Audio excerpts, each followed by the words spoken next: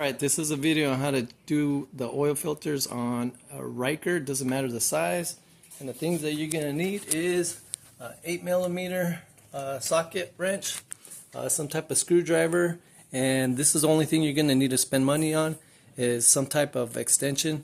You can get either the skinny one or the bigger one. It doesn't matter.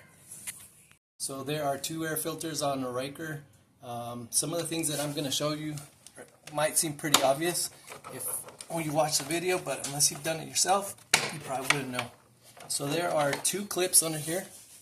All you're going to do is pull back on them. Alright, and here's the first little hack. So the first little hack is to get a screwdriver and put it in these little gaps. That way you can just pull this up really easy. Okay? Otherwise you're going to have a hard time trying to pull this out just with your fingers. To put it back, all you need to do is line this up with this part. And once that's in there, you just pop those back in. Done. Time saver on the other side is if you don't want to spend money on that filter, you could probably just blow it out. Chances are it's probably good. You probably don't even have to change it out. Okay, now for this side, what we're going to do is open this up by twisting this little knob. Alright? And here's another time saver. If you come over here to this tab on this side, it's a little bit longer. What you're going to do is push in on this to remove this part.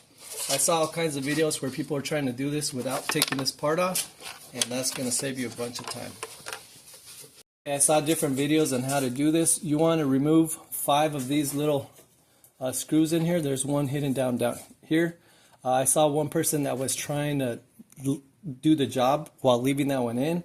It seemed like it took him a whole bunch of time. Just go ahead and do it right. Take all 5 off. So, you're going to need an 8mm for this part. Right on this part right here, you don't need the extension.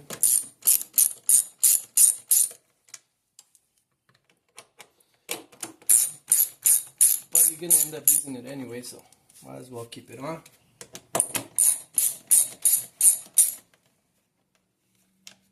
You probably could do this without the extension. Again, just a way to save time. This is a hack. Just what you want to do is get it in here. Take that 5th one off.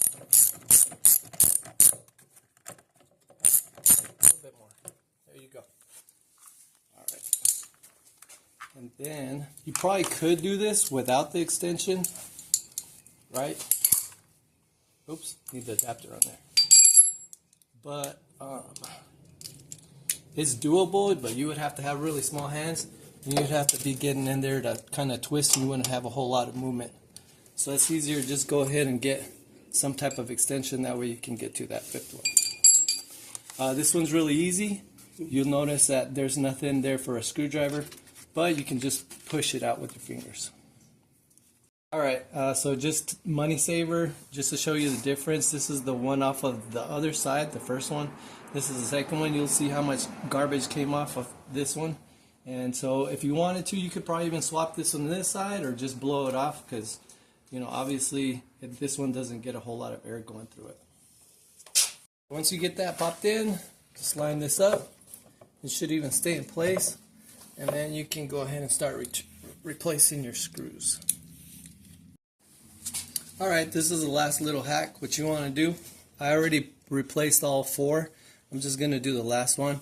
You can do this with newspaper, paper towel, like I've got, piece of tape, whatever the case is. You just want to push that into place. I should have probably mentioned, whenever you're taking this last screw out, place your hand under there. That way you don't lose it whenever you unscrew it.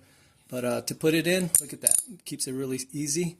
You can just hold it there on the tip, and you're just going to work your way over, and then you can start tightening that thing.